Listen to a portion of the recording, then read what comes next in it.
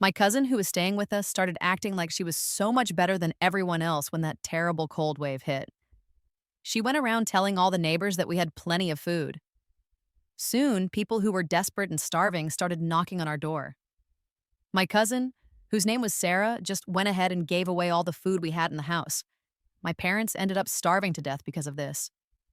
What I didn't know then was that Sarah had secretly hidden a whole cabinet full of instant noodles, and she refused to share even a single packet with us. On top of that, she insisted on letting these two strange and suspicious men into our home so they could stay warm. When those men turned violent, Sarah actually pushed me towards them to save herself. She even flattered them to try and survive. I felt completely humiliated, like I was nothing more than something for them to use to survive the cold. After all of this happened, Sarah ended up inheriting our house and all our money. Her so-called angelic actions even got her noticed by some rich guy, and she ended up marrying him and living a wealthy life. Now, it's happening again. This year is colder than usual, and my parents and I are planning to stock up really well for the new year and stay inside as much as possible. Watching my parents get ready to go shopping felt surreal, like I was in a dream. It hit me that I had been given a second chance, reborn just a week before that devastating cold wave was supposed to strike. On the day they went out to buy supplies, Sarah was just lying on the couch playing video games. She barely looked up to say, "Food's best fresh, it's not like it's going to disappear." Yeah, she said that, but when the cold actually came, she was the first one to eat everything.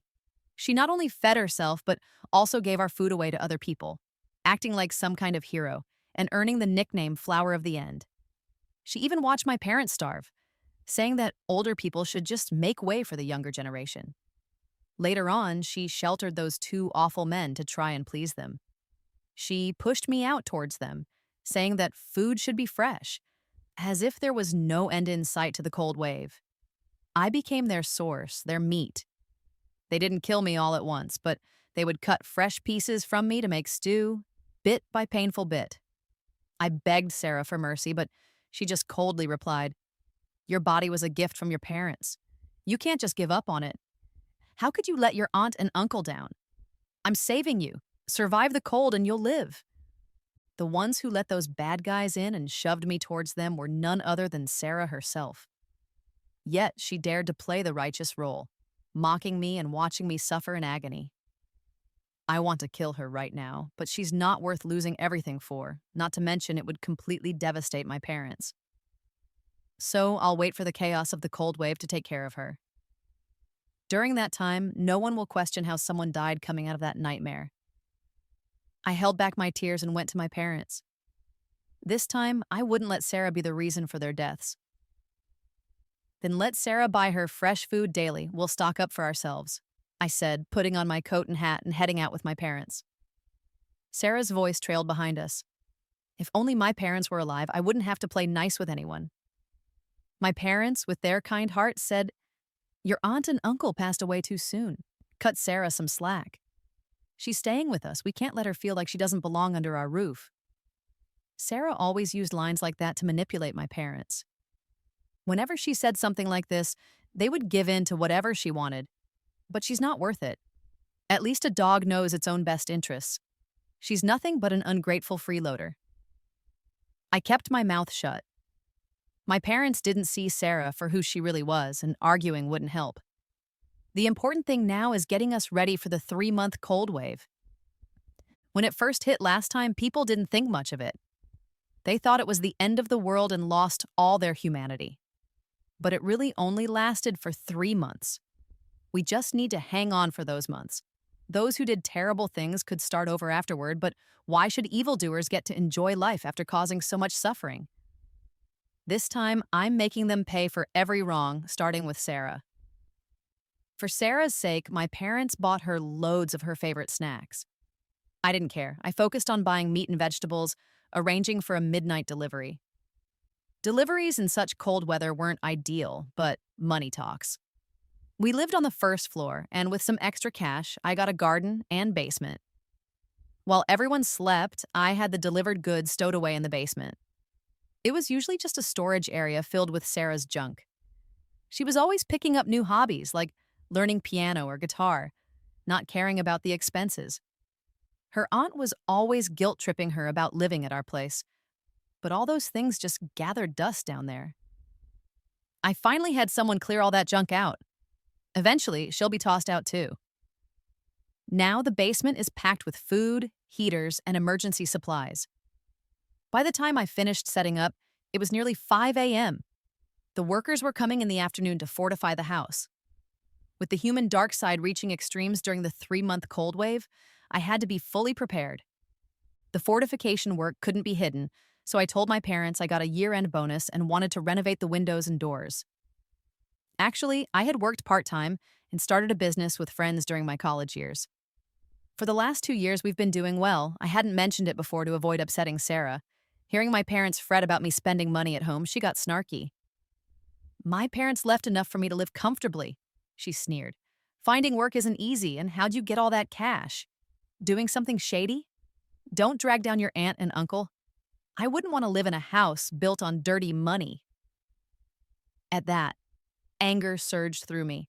I yanked her by the collar and threw her out like a stray dog.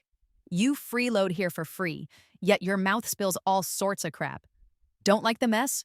Then get out. You have a lot of debts your parents left and you think you can repay them?" I slammed the door and Sarah went nuts trying to open it. When she couldn't, she ran outside in her pajamas, acting all pitiful. She's always been that way. If she didn't get her way, she'd run outside and cry, making it seem like we did something awful. People would walk by pointing fingers and she'd put on this sad little face. She even told them she had no parents and that her uncle and aunt took her money and kicked her out. Everyone thought our family was the bad guy. This time, my parents didn't try to comfort her.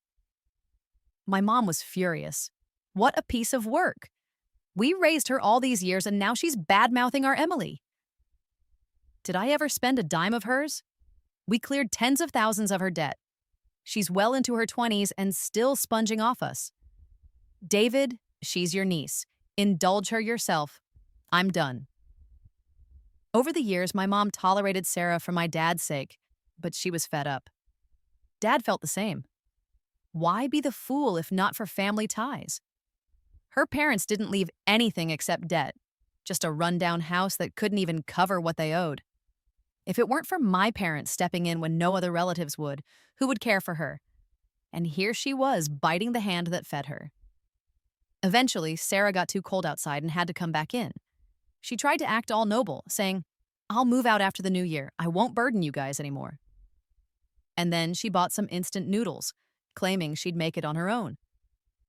Yeah, right. She'd said it 100 times before. Does she even believe herself? But she wouldn't last past the big freeze.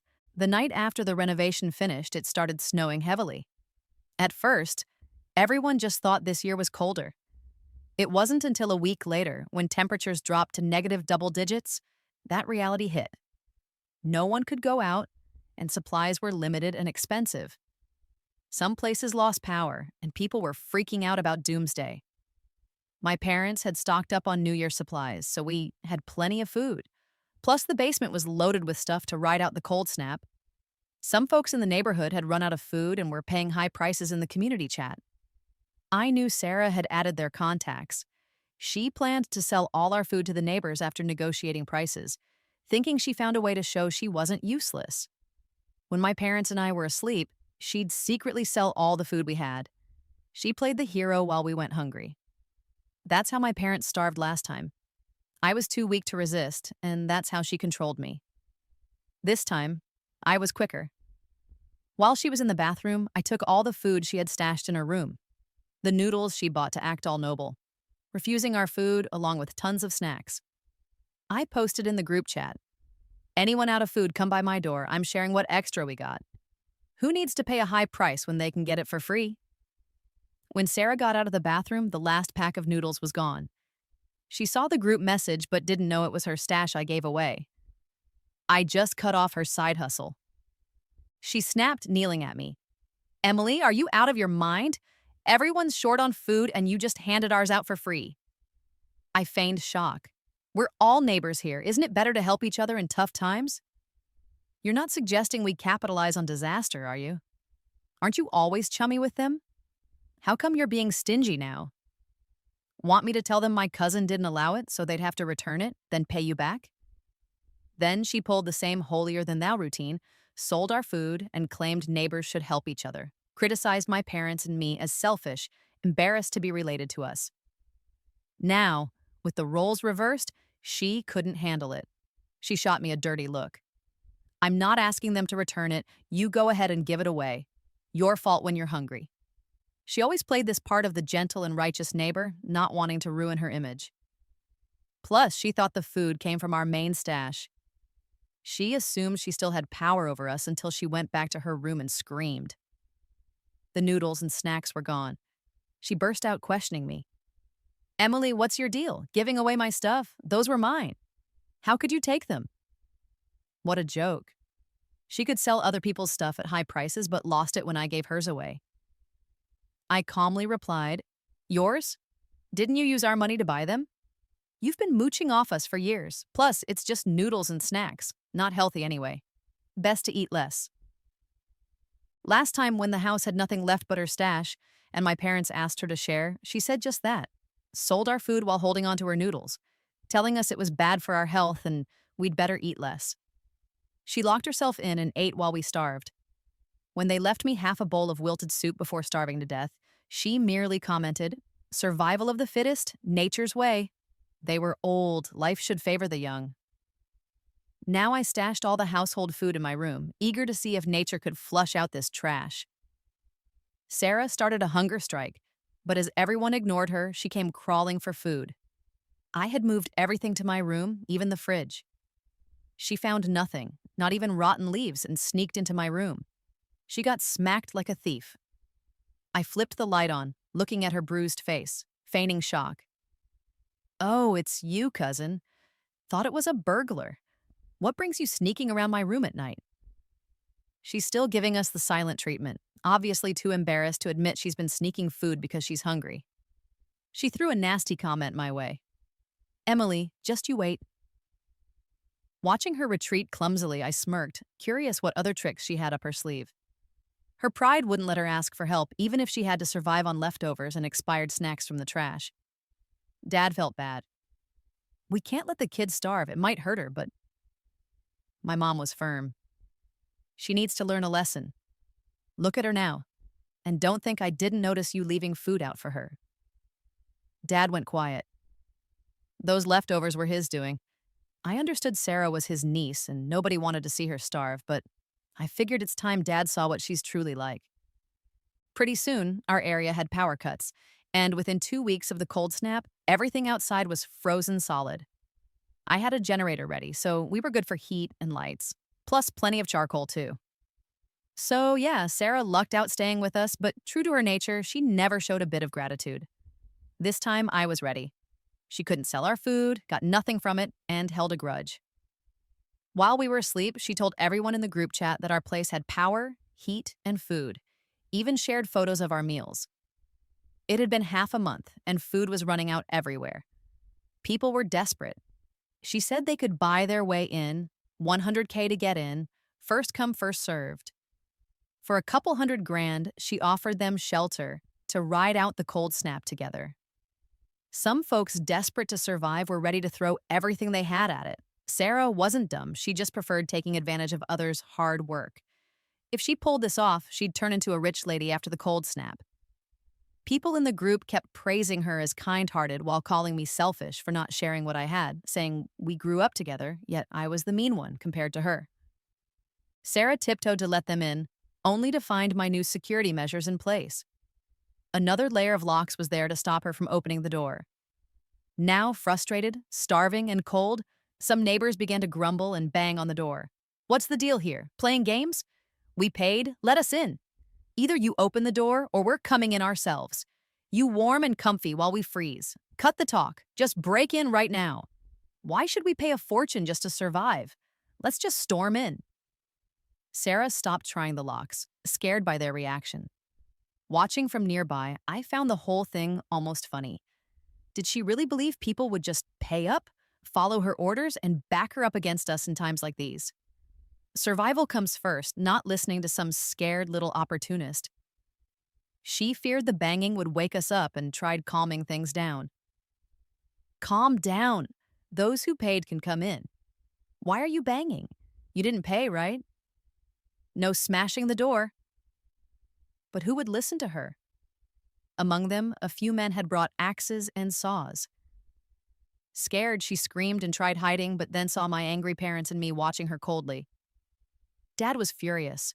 You know we barely have enough food left. How could you do this? Just like your parents, a traitor. That was harsh, but not untrue. Sarah's parents had scammed everyone, vanished with debts, only to tragically die soon after. We'd lost everything too, yet still took Sarah in.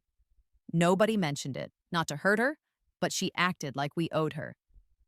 Suddenly, she glared, full of hatred. You took our house and money, now you disrespect my parents. You'll pay for this. Hearing that, Dad's last ounce of patience snapped. Fine, you think that way? Then get out, he shouted. But with the world outside, Sarah wasn't going anywhere. She locked herself into her room, letting the problem fall on us. Mom was terrified. We couldn't risk them breaking in. Our door, thankfully, was made of reinforced materials. A regular axe and saw were useless, but still, I didn't want to be paranoid all the time, expecting trouble. Looking out at the men with axes, I felt an instinctual fear. Sarah once opened our door and used me as a pawn. They had a reputation. I didn't want to mess with them. This time, no way they're stepping inside. Don't bother, I called out. The door isn't easy to break. We planned to share food anyway. My cousin was supposed to help, idiotically charged herself. Go home. I'll have her deliver it once it's sorted. They stood there in disbelief, desperate and distrustful. They'd only believed the truth of entering and never leaving. Two guys yelled, You're right, took our money, now lying. Bring it on, break in and we'll deal with both of you. I stayed firm. Why yelling about a couple of schemers when you earn 100K? Didn't pay yet? Shouting? She's the one who took it. My cousin. Recall, food will be sent to you. Keep at the door all you like. Things got hectic outside for a while, but it was too cold, they couldn't take it, and ended up retreating while cursing. Once they left, Sarah came out of her room, pointed at me, and started yelling. Emily, what's your problem? You want to give them food and make me deliver it too?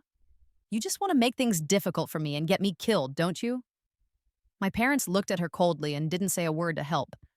I replied coolly, Weren't you the one taking the money? Didn't you decide to sell the family's food? If you don't deliver it, who's going to? If you don't handle this properly, see if the neighbors won't break in and beat you up. It's all because of you that we have to hand over food for safety. We don't have much left, and who knows how long it'll last once we split it up. You should leave too. Sarah wasn't happy at first, but then something clicked in her mind, and she agreed. Fine, I'll deliver it, whatever. She was definitely plotting something. I gave my parents a reassuring look and went inside to bring out all the food from the fridge and the holiday supplies. Even the sunflower seeds were divided into portions. Sarah was overseeing like she was supervising a raid, worried we'd hide food. But she didn't even glance at the dusty basement entrance filled with junk she had thrown away. She could never guess that it was full of food. After dividing the food, I kept enough for 3 people and handed the rest to Sarah. Go deliver it, that's all there is. She quickly grabbed it, wrapped up warmly, and headed out. My parents looked doubtful. Can she really be trusted to deliver it? Honestly, normally she acts like every task is a huge burden. We've given away our food. What happens when it's gone? I sighed intentionally as I opened the door. What choice do we have? If we don't give it after all her drama, they won't leave us alone. Think of it as avoiding disaster. Sarah didn't say a word during our complaints, which was unusual for her fiery temper. The moment the door was opened, she gave us a nasty and smug smile. 2 shadowy figures lurking outside made their move to rush inside. I calmly smiled and pressed a button on the remote in my hand. The door electrified instantly, and Sarah and the 2 men dropped to the ground, knocked out cold. I had known it wouldn't be that simple. Sarah seriously thought she was the only one with brains. My parents were terrified, quickly helping me throw them out after closing the door again. They regretted we should have never taken that brat in. She actually teamed up with outsiders to harm us. If not for Emily being on the ball, we would have all fallen victim to her. I took a deep breath, reassuring my parents. The ungrateful wolf is out. Now we can sleep peacefully. Being kicked out marked the start of Sarah's nightmare. Those two guys had known Sarah since middle school. They used to go out smoking, drinking, and fighting together, even sleeping in one hotel room with a group of guys, though they lost touch afterward. They accidentally ended up living in the same complex. She had deliberately let them in then, and today she conspired with them to seize our food and take over the house. She thought those thugs would protect her, foolishly thinking anyone cares about feelings now. I doubted the two men would let her live through the cold spell without enough food. While the three of them were freezing outside, my parents and I enjoyed hot pot in our room, sweating from the warmth. They cursed us out from outside but didn't dare to break down the door. I posted a video of Sarah leaving with the food in the community group chat, letting everyone know she took it all. As for the electricity, I told them we only had solar panels, which Sarah also took, to make it believable. We turned off the lights, so even if they didn't believe, they'd have to. The group chat exploded, and when they couldn't find the food, they started searching everywhere for Sarah. I also made sure to mention Sarah conspired with the two men for robbery. I deliberately speculated in the chat. Did they take the food and run? We only had so little, and it's all gone now. The chance to grab food was gone, and there was no way they'd just let it go. Desperation for food made everyone grab knives and tools to go after Sarah and the two guys. I set down my phone and happily dipped some tripe in the hot pot. My parents were still in shock. They couldn't believe when the abandoned basement got filled with food. I passed them some beef. I stocked up in advance, no worries. We'll get through the 3-month cold spell with the food we have. My parents didn't question how I knew the cold spell's duration or how I managed to prepare. Their eyes filled with guilt as they ate the beef. They felt they'd failed as parents, needing my protection instead, thinking of all the times they made me endure Sarah's nonsense. Their regret was overwhelming, but I knew they loved me a lot. Sometimes a gentle heart isn't always good, especially during a cold spell when being kind means nothing. Some folks in the chat had already gone silent, not sure if they're dead or their phones died. From the ones still around, I learned they didn't manage to snag the food Sarah took. Those two ruthless guys killed several people, and the scared ones didn't dare go after them again. Now the whole building was eerily quiet, the chat filled with cries for help, medicine, and food. My parents sighed as they looked at their phones. John's grandson is only 5, with a high fever and no medicine. He's unlikely to make it. Maybe we should? I casually glanced at them. Remember, once you leave this door, coming back will be tough. My parents quickly shut their mouths. I warned them again. You can play with your phones, but don't speak in the chat. If you can't stand it, don't look. Saints are the first to die in doomsday. You can't play the hero here. None of these people deserve my food. Relationships can turn into enmity during a 3-month cold spell. When my parents starved to death, no one offered them soup. I was tormented for so long. Everyone in the building heard my cries, but no one helped. My body was even eaten, and I was barely alive. Some even begged for a piece of my flesh for soup. If this door opens today, it'll only be inviting wolves in. I won't take that risk. My parents get it too. They just turned off their phones, ignoring all those pity stories in the group chat. I don't really care. Every day I'm on my phone, enjoying some good food and checking out the updates from the survivors. One day it's steak, the next it's seafood, and when I get bored, it's hot pot time. Surprisingly, Sarah's still alive. Makes sense since she took so much food with her. Those two guys have gotten a few of the other burly guys in the building on their side, acting like kings now.